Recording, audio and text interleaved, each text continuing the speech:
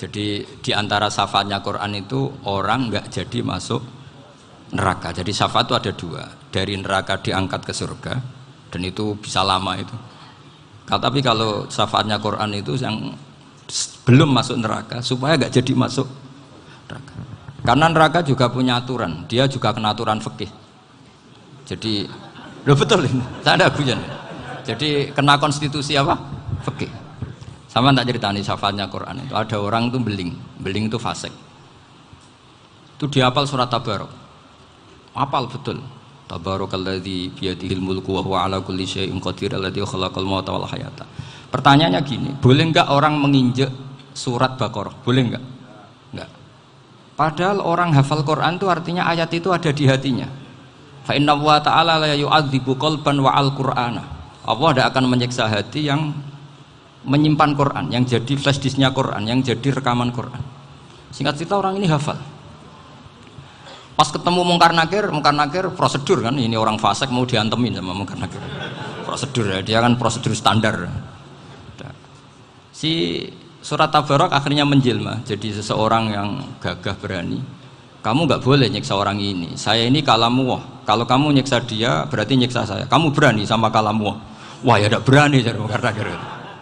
Tapi orang itu nakal, harus saya gebukin. Tapi kata Quran tadi, tapi saya di situ pasti kena saya. Oh debat, nggak ada lajnahnya, ini nggak ikut. Kalau Gus Wirjon ikut jadi lajnah. Kalau jadi lajnah pasti kroninan. Kalau santrinya dimenangkan nanti. Akhirnya debat. Ya sudah kita ketemu Allah. Akhirnya Mungkar Nakir sama Quran tadi surat Tabarok datang sowan sama Allah. Terus kata Allah, memangnya kenapa Mungkar Nakir? Saya harus nyiksa dia karena dia fasik ya Allah. Memangnya kenapa surat Tabarok? Saya ada di situ. Menurut aturan orang tuh nggak boleh injak-injak Quran. Kalau dia nutuk saya, nutuk Quran. Itu harus dikasih tahu fikihnya Mungkar Nakir. Akhirnya Allah ngendikan gini ke surat Tabarok. Ya sudah terserah kamu. Kalau terserah kula Gusti, Mungkar Nakir nggak boleh nyentuh orang ini. Ya sudah selamat. Sehingga terus itu sama baca di termasuk mujizatnya surat Tabarok di tafsir Ibnu Katsir banyak. Karena tadi logikanya malaikat itu juga kena aturan fikih. Sehingga banyak ulama termasuk Said Muhammad ngendikan pertanyaan Mungkar Nakir itu tidak semua orang kena. Kalau semua orang kena nanti kalau tanya Nabi Muhammad, waman nabiyuka? Kacau kan jamnya. Nabi kamu siapa? Lu saya ini nabi. Ya kan? Lah nanti kalau pas ketemu Nabi Ibrahim, waman abuka? Jadi repot kan? Makanya ada kiai yang guyon kalau ditanya, "Marabbuka?" Saya ini guru tauhid sembrono. Saya ini ngajar Ummul Barohin, kamu tanya Marabbuka. Masyhur itu keramatnya Imam Malik itu. Ada Ashabu Malik, rajulun min ashabi Malik. Beliau ditanya Mungkar Nakir, "Marabbuka manabiuka?" Imam Malik datang, ini seumur-umurnya itu ngajar tauhid. Kamu bedai nggak sopan kamu. Dan kita berharap barokah sampean ngaji nanti itu. Yes. Malaikat itu anak sungkane gitu. Jadi itu ada. Dan saya meskipun guyon itu serius. Bedanya orang alim sama ndak itu di situ. Kalau orang alim itu guyon itu masih bener, masih serius. Coba saya bacakan ayatnya. Ala inna auliya Allahi la khaufun alaihim wa lahum yahzanun. Terus lahumul busyra fil hayatid dunya fil akhirah. Artinya kalau Mungkar Nakir dengan penampilan garang gitu, berarti ada ketakutan apa enggak? Ada. Padahal ciri utama walinya Allah tidak ada ketakutan. Makanya itu termasuk dalilnya Sayyid Muhammad. Tidak semua orang alami seperti itu karena wali-wali itu la khaufun alaihim wa lahum yahzanun. Wah anak kiai ketemu Mungkar Nakir cok tidur wedek. Iku dresege ora kok pertanyaan tok nak konan santri piye. Lho isen wis kiai dihanjuti Mungkar Nakir. Malu gak kira-kira? Mesti pelengani konan santri piye? Nak jawabannya gampang karena pernah ngajar tauhid. Makanya Sayyidina Ali ini cerita ini ada di kitab Nurul Dzolam. Sama lihat di kitab Nurul Dzolam karangannya Syekh Nawawi Banten. Itu Sayyidina Ali itu ya, andekan orang biasa mungkin ya agak-agak hasut, tapi ini wali gak boleh kamu katakan hasut. Dia itu mangkal sama Umar. Orang kok setiap orang pernah dibentak. Apa dia berani bentak Mungkar Nakir? Penasaran dia. Bagaimana kerengnya Umar itu berlanjut enggak gitu kira-kira. Akhirnya minta, ya Allah saya minta kasyaf. Ya karena yang minta Sayyidina Ali karena mau wajah dituruti sama kasuf. Dilihat Sayyidina Umar pas meninggal itu. Jadi hasud itu ya kadang penting asal baik. Loh betul bahasa Kanjeng Nabi kadang la hasada illa fisnaten. Itu Nabi membahasakan ya hasad. Gus Verson saja yang nafsirkan ghobtoh itu kan gaya-gayanan sebagai ulama. Aslinya Nabi ngendikannya itu la hasada illa fisnaten. Ulama yang ganti itu namanya ghobtoh. Wong Nabi sendiri nyebut hasad kok kamu tafsiri ghobtoh. Ya hasad ya hasad. Udah enggak usah ditawil-tawil pokoknya gitu. Kalau sampean nggak percaya nggak apa-apa. Kok gitu aja kok repot. Karena sampean nggak percaya kemungkinannya dua. Satu nggak ngerti. Dua sama-sama alim kan dari awal kalau sama-sama alim kan laisa li alimin ayuqallida aliman akhor. Kita nggak perlu saling mengikuti. Ngapain hasud? Biasa aja. Akhirnya Sayyidina Ali kasut. Pas Umar bangun, setelah mati kan bangun, setelah meninggal bangun. Mungkar Nakir datang dengan perang yang sangat garang. Itu digambarkan Sayyidina Ali matanya itu kal kidril ghali. Kayak apa? Kendil yang apa? Menganga. Wah, seru. Sayyidina Ali senang, paling takut ini Umar. Senangnya bukan main, wah ini mesti takut Umar. Biasa. Ternyata enggak, Umar malah bangkit. Woi, Mungkar Nakir aja. Kamu tahu menghadapi siapa? Itu betul ya? Kamu itu menghadapi temannya Ahabbal Khalqi ilallah. Yang diandalkan temannya, bukan dia. Kamu tahu yang kamu hadapi, saya ini teman kekasihnya Allah. Jadi boleh kamu mengandalkan Mbak Virjon. Tapi nanti resikonya Mungkar Nakir tanya, itu Virjon siapa? Wah itu masalah kan. Makanya syaratnya wali itu harus ma'rufun fis sama. Di langit sudah populer. Makanya dulu ada orang yang saking seninya Abdul Qadir ditanya apa saja jamnya Abdul Qadir Al-Jilani itu aman karena beliau populer. Makanya program kita harus populer dulu di langit. Nah, itu nanti kalau dicatut oleh santri-santri nggak apa-apa. Kalau nggak populer nanti dicatat itu siapa? Masalah ini.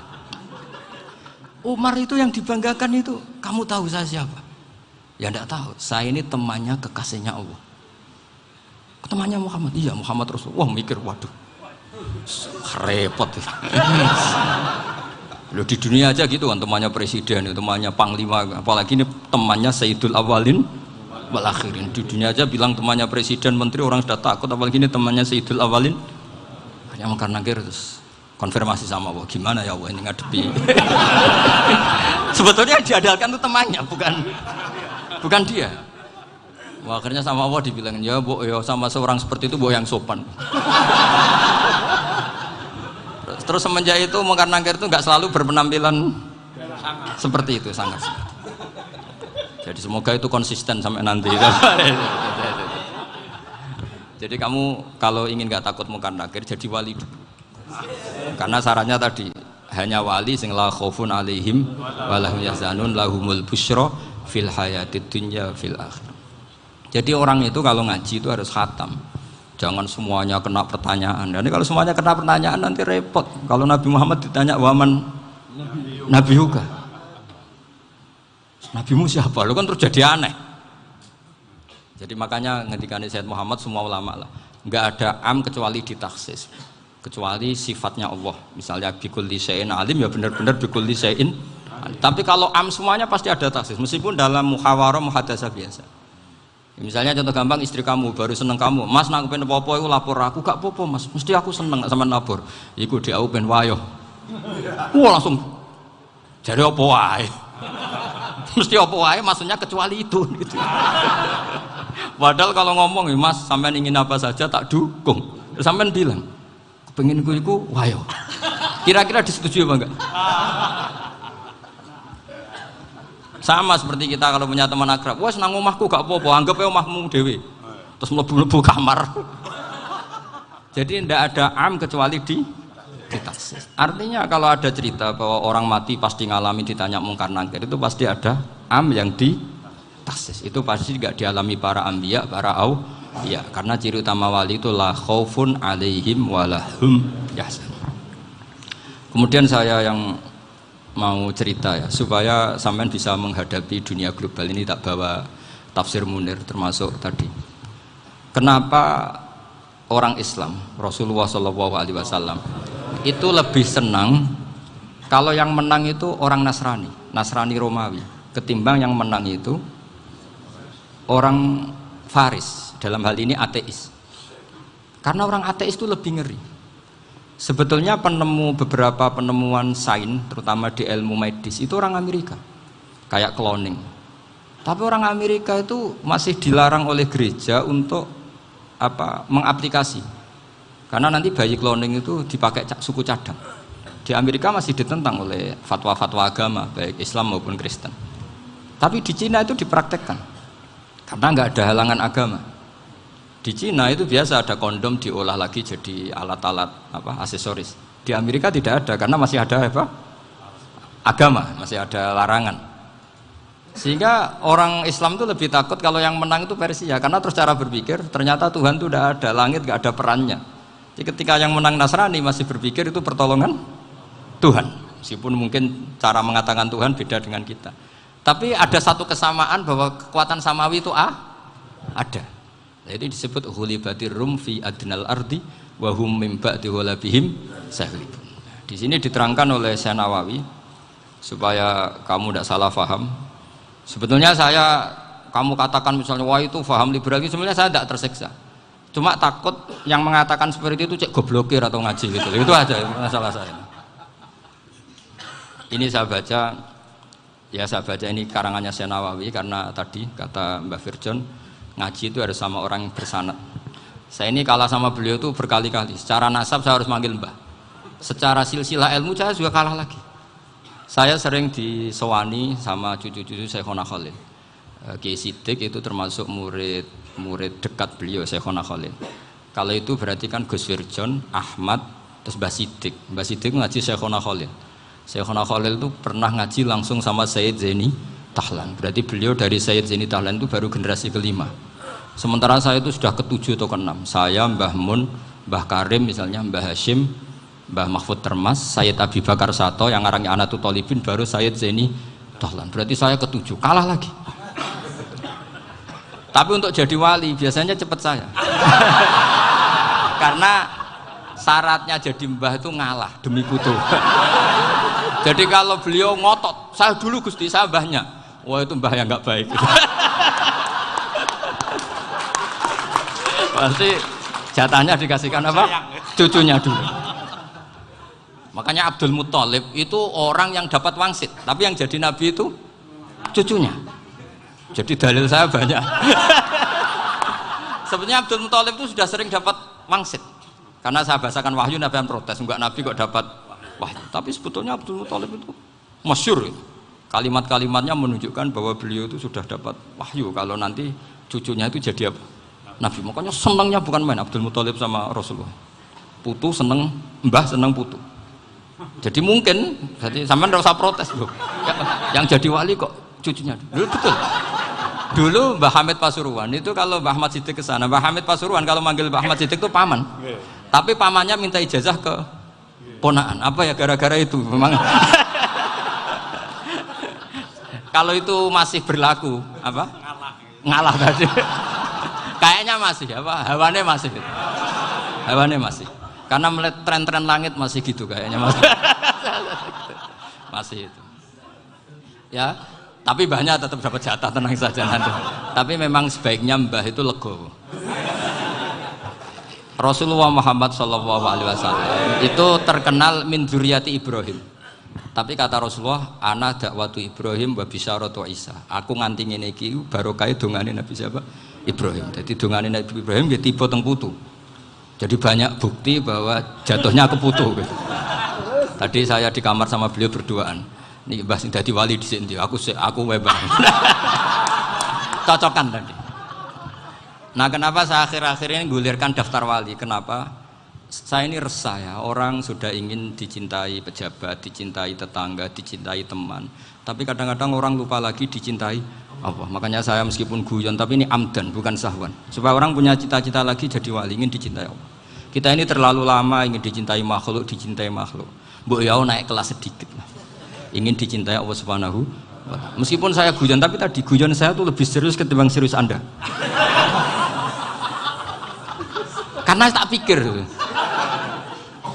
Saya tuh kalau pergi itu seneng ngebis, bukan karena saya tidak punya mobil, tapi saya sering mau butuh itu supaya gak diganggu. Karena saya tuh harus punya waktu sendiri. Kalau bis kan ketemu orang nggak kenal, tapi sekarang ya agak susah, banyak yang kenal. Dan susahnya lagi nggak minta ijazah, minta foto. Aduh, repot tuh. Mau dibenci itu umatnya Rasulullah Shallallahu Alaihi Wasallam. Mau disetujui itu sanatnya mana? Kalau ketemu orang alim minta apa? Foto. Itu nggak ada sanatnya. Nggak tahu saya itu mazhab dari mana itu. Ya mazhab milenial yang jelas itu kan. Ini tak baca ya biar dapat, karena ini kenangan saya sama Mbak Ahmad Siddiq. Saya masih ingat betul beliau ngisi kholnya Mbak Abdullah bin Umar, berarti abahnya Mbak Hamid. Karena mbah saya itu Fatimah binti Khalid bin Umar, kalau Mbak Hamid itu Hamid bin Abdullah bin Umar. Itu saya masih ingat betul zaman itu Mbak Hamid setiap khol di Lasem itu rawuh dan saya derek mbah saya karena masih misanan datang ke Lasem. Itu beliau pas itu ngisi sama Mbah Mun. Mbah Mun masih muda, Ki Ahmad Siddiq sepuh senior. Itu beliau cerita bahwa dulu ketika Indonesia dijajah Jepang itu para kiai mimpi dibacakan ayat ghulibatir rum fi adnal ardi wa hum mim ba'di ghalabihim salim. Terus ada kiai yang tanya, takwilannya gimana? Ya nanti Jepang pulang bukan karena kita yang mengalahkan, tapi Jepang ada yang mengalahkan sendiri meskipun tidak kita. Kayak dulu Faris tidak dikalahkan Islam tapi dikalahkan Romawi, tapi yang senang umat Islam. Wa yauma idzi yafrahul mu'min. Itu luar biasa ulama-ulama kita. Delalah kejadiannya Indonesia seperti itu. Yaitu kita tidak mengalahkan Jepang, tapi Jepang pulang sendiri karena dikalahkan apa? Sekutu. Ya ini saya baca. Ini tidak usah dicek bacanya benar apa enggak. Sudah aman, apa? Aman. Karena kalau saya salah itu ya sengaja. Artinya ya sengaja saja. Ya biasa maksudnya. Saya kemarin ngisi di Pondok Peloso, di Pondok Al Munawir Jogja.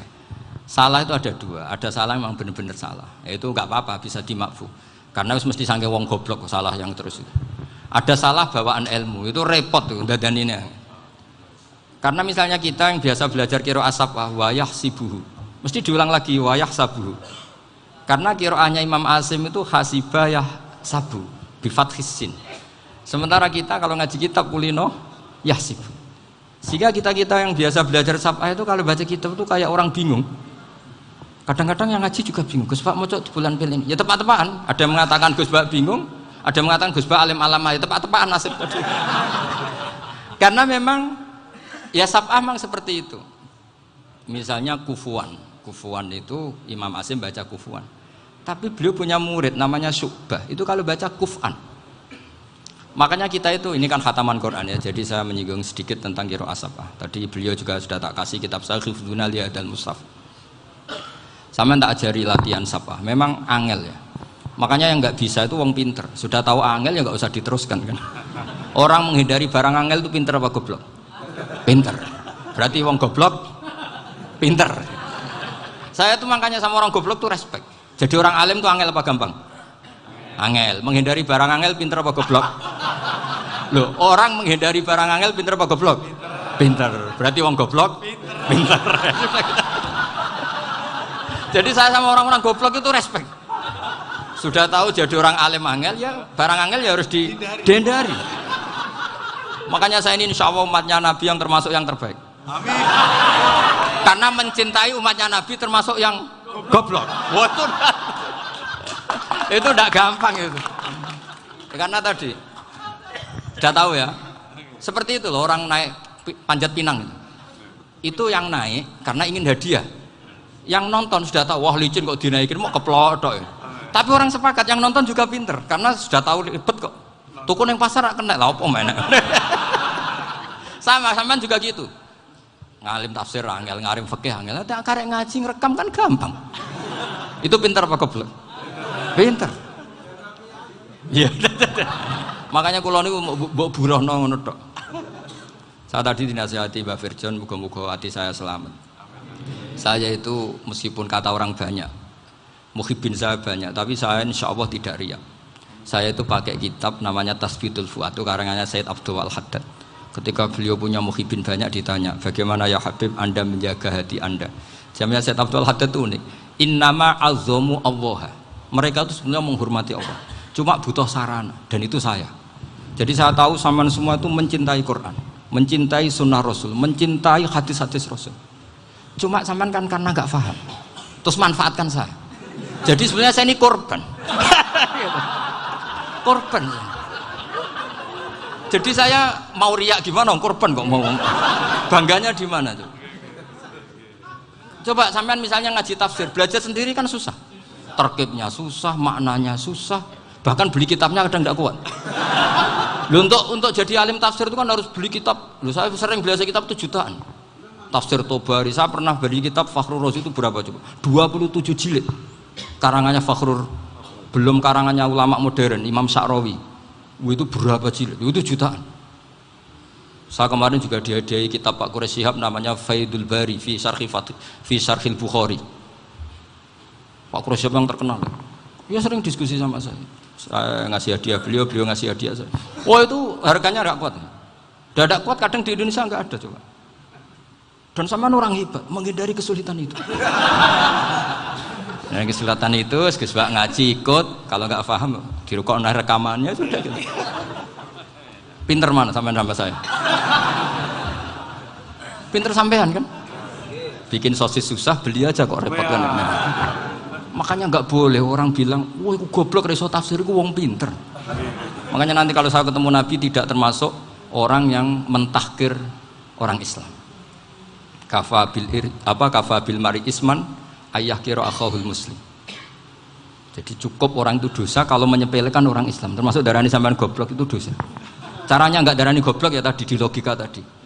Alim itu angel, gendari angel itu pinter, berarti wong bodoh pinter ya sudah gitu. Tapi tetap bodoh. Tapi ini satu cara untuk saya respect gitu. Coba orang yang ngaji tafsir saya banyak, mungkin ribuan. Itu sebetulnya mencintai Quran. Karena Quran adalah kitab suci yang panduannya umat Islam. Sangat mencintai Quran. Terus kemudian mereka nggak paham.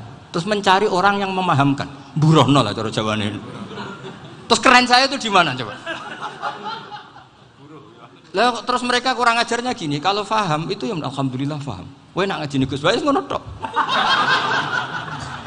Tapi nek ora paham, ora nyalano akal. Mari Gus Bae nerangno cepet, mulane gak paham. Ora kok nyalano teke sing lelet. Maksud kan masyaallah naudzubillah tenan. Sebetulnya tingkat kurang ajarnya tinggi Gus sebenarnya. Jadi kalau nggak paham itu kadang nggak nyalahno uteke. Kayak mau misalnya, mau mari mikir ra jelas. Padahal misalnya jelas ora mesti paham berdoa. Paham? Jadi kata Said Abdul Haddad, innama azzamu Allah. Sebenarnya mereka itu sangat menghormati Allah. Makanya kita nggak perlu mengatakan wasilah itu kafir, nggak akan. Karena orang tawasul sama Rasulullah itu ingin dapat ridhonya Allah lewat orang yang dicintai Allah. Kita mencintai wali sebenarnya, wah itu kekasih Allah. Kita mencintai itu karena mencintai Allah. Sama seperti gini, kamu mencintai kangkung apa enggak? Sebenarnya sama sekali enggak. Tapi kamu ingin sehat, ada asupan gizi. Kamu ingin tubuh kamu sehat, butuh asupan gizi. Kemudian kamu makan kangkung. Apa terus kamu cinta kangkung kan enggak? Cinta kesehatan kamu sama. Orang yang mencintai saya sebenarnya ingin kepuasan rohani. Saya kan termasuk kiai yang torekonya gampang. Ini swarga kan akhirnya penggemarnya banyak. Coba kalau kamu ini neraka. Wah, jadi sebetulnya Anda mencintai kepuasan Anda sendiri. Nah, saya ini korban. Makanya untuk masuk surga cepat saya, korban itu cepat. Da'watul mazlum la turaddu kan gitu. Laisa bainahu wa bainallah hijab. Jadi saya kalau dongo langsung seret langit. Karena mazlum. Saya sinau tafsir itu, Pak, sampean bayangkan ada tafsir itu sudah 27 jilid. Sengarang Fakhrur Razi itu bulatnya bukan main. Karena dia ahli filsafat. Bulatnya Masya Allah. Sudah gitu sinau Jalalain kadang dikomen oleh Sawi. Sudah kita percaya Jalalain jebule dibuli Sawi. Percaya Sawi dikandani, "Oh iku Maliki rasa ribet." Sudah gitu sinau Qurtubi, sinau tafsir Tobari itu susahnya. Belinya susah, belajarnya susah. Padahal saya punya keluarga, punya istri, punya anak. Bayangkan kalau istri saya rewel kayak istri sampai. Wah itu. Tapi alhamdulillah enggak. Sama sekali enggak. Allah sudah milihkan, wah ini bahaya kalau punya istri rewel. Imam Sibawai itu kitabnya banyak, tapi yang terbukukan hanya kitab Sibawai. Karena beliau kalau sudah belajar lupa istri. Hanya pas beliau di pasar, kitabnya dibakar semua sama istrinya. Karena dianggap saingannya. Ternyata yang dicerai tidak kitabnya, malah istrinya. Itu Imam siapa? Sibawai. Tapi alhamdulillah kitab saya nggak terbakar, aman. Saya teruskan ya. Jadi untuk menjaga riya dilatih innama azzamu Allah. Sebenarnya mereka itu menghormati, sehingga wasail itu sebenarnya nggak pernah jadi subjek pelaku utama, tetap Allah. Sebab itu kata Sayyid Muhammad, kamu kok mengatakan wasilah itu kafir itu gimana? Ketika innallaha qad ba'atsa lakum taluta malika. Talut itu ya manusia. PD-nya itu apa? Inna ayata mulkihi ayyatiyakumut tabut fihi sakinatum mir rabbikum wa baqiyatum mimma taraka alu Musa wa alu Haruna tahmiluhul malaikah. Jadi beliau PD itu kalau bawa sunduk semacam peti sakti, sing di situ ada baqiyatum mimma taraka alu Musa wa alu Haruna tahmiluhul malaikah. Ya kayak semacam jimat. Tapi saya bukan mensyariatkan jimat enggak, karena nanti banyak penjual yang pembohong juga gitu loh. Cuma cerita, kamu tidak usah mengatakan kafir. Dulu Talut PD-nya kalau bawa sunduk semacam peti kesaktian yang di situ ada baqiyatum mimma taraka alu Musa wa alu Haruna tahmiluhul malaika. Sehingga Khalid bin Walid meskipun beliau sahabat dan menyaksikan wajah Rasulullah SAW, itu bawa sya'aratun min sya'aratihi Rasulullah SAW, bawa rambutnya Nabi. Perang kemana-mana itu diletakkan di pecinya. Nanti sama tanya lagi, masa pakai peci Khalid bin Walid ini? Wah panjang, sampai itu repot. Sampai tak warai ngaji usul fikih. Usul fikih itu kalau ngaji itu ada istilah tangkihul manat. Ini mestinya wilayah yang kita bisa berdebat sama Mbah Firjon. Dulu itu musuh saya karena saya makili Anwar, beliau makili Peloso. Tapi tahu-tahu kalah tua terus saya mengundurkan diri. Di fikih itu ada istilah, ada tangkihul manat, ada tahqiqul manat, ada tangkihul manat. Tangkih itu kira-kira gini, lafadz hadis itu dibuang sekian untuk tahu bahwa itu madarul hukmi. Misalnya gini, tak beri contoh paling gampang. Saman harus paham, kalau nggak paham nggak pinter-pinter. Ja'a a'rabiyun ila Rasulillah sallallahu alaihi wasallam. Ya karena ini menghormati Mbah Ahmad Siddiq, beliau saya orang alim, jadi ngaji ini tetap ada suasana alim. Ya harus ada suasana alim. Nggak perlu jadi orang alim tadi, susah. Sudah ngindari susah itu pintar. Sudah itu aja. Jadi orang alim susah, ngindari barang susah pintar. Berarti orang tidak alim pintar. Nah, meskipun tetap sudah itu pegangi sampai mati nanti. Loh, jadi orang alim itu repot. Itu kata Imam Ghazali, kalau orang alim kalau mau masuk surga itu sama Allah nggak boleh. Kif, kamu nggak boleh langsung masuk surga. Coba cari umat kamu, syafaati dulu. Nah, saya takut nyari sampean nggak bisa kembali. Saya tidak punya rencana itu. Pokoknya mau masuk. Golek sampean kuaduan balik raroh dewe, wah repot nanti saya. Berat jadi orang alim itu berat. Ya saya teruskan ya. Ada tangkihul manat. Ja'a a'rabiyun ila Rasulillah sallallahu alaihi wasallam. Faqala ahlaktu wa ma ahlakaka qal waqa'tu imraati fi nahari Ramadan. Ya sidang saya ini rusak ya Rasulullah. Kenapa? Karena saya menjima istri saya fi nahari Ramadan. Terus kata Nabi, kamu harus bayar kafarah. Napa Nabi kafarah? Puasa 2 bulan. Wong baru 1 hari aja terjadi gitu kok disuruh puasa 2 bulan. Ya tidak kuat ya Rasulullah. Baru berapa hari saya puasa aja kecelakaan seperti itu. Apalagi kalau sampai 2 bulan. Enggak ya Rasulullah. Ya sudah kalau gitu kamu pertama ngasih makan apa? Itku rokobah kan, pertama merdekakan budak. Tapi kan sekarang nggak ada budak makanya terus sekarang langsung puasa. Wah ini nggak bisa semua. Ya sudah ngasih makan orang 60. Kasihkan siapa ya Rasul? Ya orang fakir. Saya ini paling fakir. Di kampung saya ini orang paling fakir. Jadi mulai dulu orang fakir itu hubungan suami istri itu paling lancar mulai dulu. Makanya orang fakir itu anaknya banyak karena hiburannya hanya itu. Wong Ramadan aja. Coba mau ke ATM nggak punya uang, mau antri di bank nggak punya, mau apa coba? Itu mulai dulu. Ini sanatnya mutasil. Wah, akhirnya sudah sanksinya kan tadi ya itqu raqabah atau puasa 2 bulan berturut-turut atau ngasih makan 60 orang miskin. Lalu kata ahli usul fikih, kata a'rabi dibuang, nggak menjadi catatan hukum. Orang kota pun kalau melakukan itu juga kena sanksi yang sama. Imro'atau juga dibuang. Andai kan itu dilakukan untuk amatnya juga ketentuannya sama. Nah sekarang perdebatan antara Imam Syafi'i dan Imam Malik begini. Sekarang pertanyaan gini, jima istri itu hukumnya boleh apa haram? Boleh kan? Lalu kalau ada orang tanpa udzur kemudian makan siang-siang, cara Imam Malik hukumnya sama, harus kena sanksi yang sama. Karena sama-sama hadku hurmati Ramadan bi ghairi udzrin syar'iyyin. Sama-sama merusak hukum Ramadan tanpa udzur syar'. Lo jima itu tidak zina. Kan hukumnya jaiz. Nah, sekarang makan hukumnya jaiz, harusnya juga kena ketentuan yang sama. Cara pikirannya Imam Malik. Nah, alhamdulillah Imam Syafi'i gak setuju.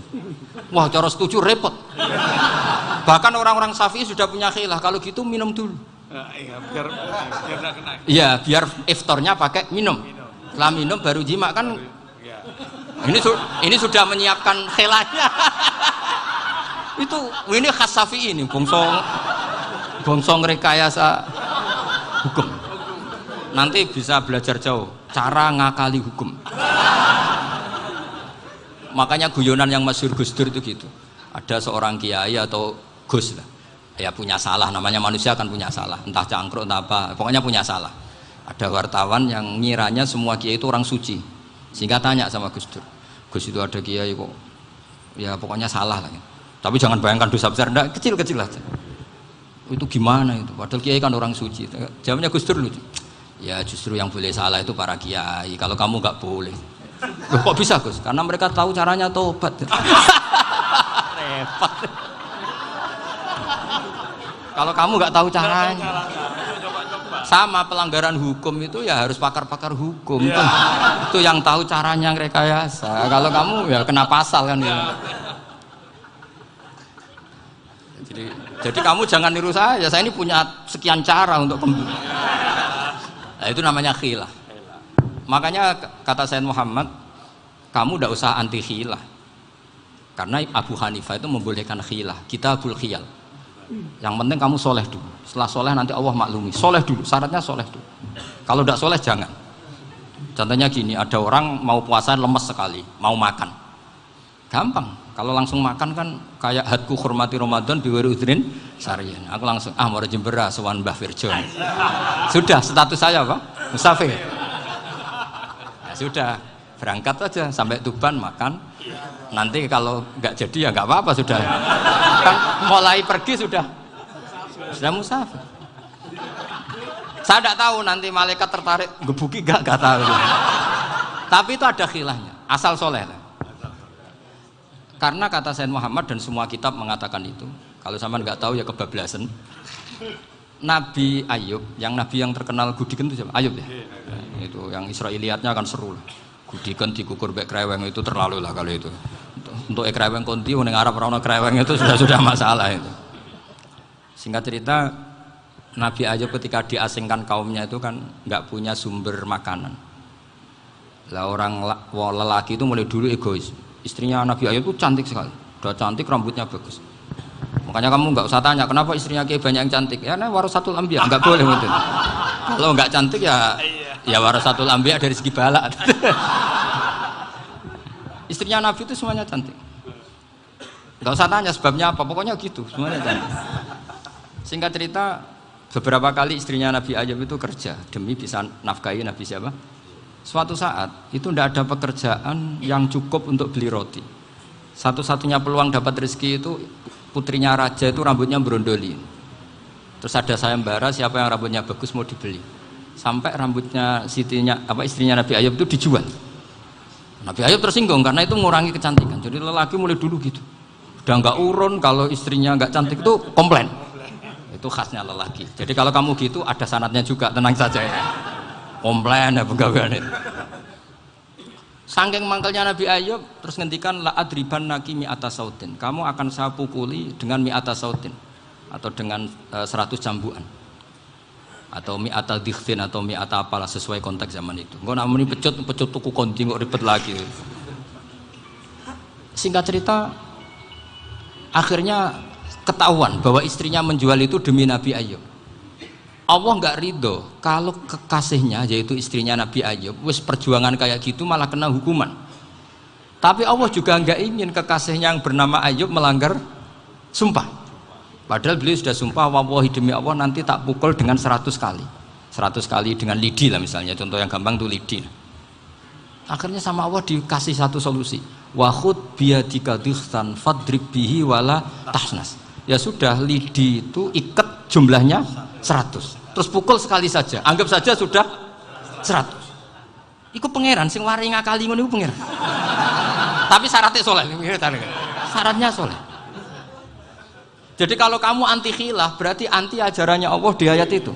Wa khud biyadika dikhsan fadrib bihi wala tahnas. Itu dulu ada, ini cerita di Ithaf. Ini cerita terakhir. Ini sudah, sama jangan nama sudah. Terus pengumuman tadi yang nggak pernah sepuh ngutang saya itu haram tadi. Karena tadi saya punya kewajiban di rumah yang bisa menggugurkan ya kewajiban yang lebih besar. Lebih besar itu ya tadi bisa pernah guru, pernah sepuh. Yang jelas gak umur. Umur sampean menangkap itu. Tua-tua serepot itu. Ada raja itu ganteng kaya, senengannya nikah perawan cantik. Oh, itu semua kampung mesti kenal. Mungkin digilir atau gimana pokoknya. Suatu saat ada pemuda suka sama perempuan yang di kampungnya, cantik sekali. Kemudian pemuda ini ternyata pekerja di kerajaan itu. Tiap hari ditanya, wah itu yang di kampung yang cantik siapa? Mau saya nikahin gini. Wah bahaya ini saingannya raja. Jadi yang dibidik pemuda tadi itu saingannya.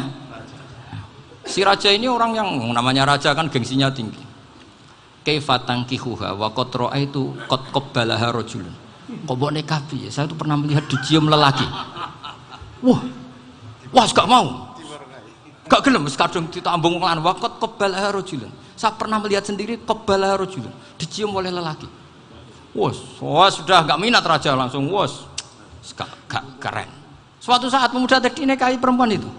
Rajanya marah-marah, kamu lelaki gak punya harga diri gini. Gak punya selera, gak punya harga diri, sudah pernah dicium orang kok tetap dinikah.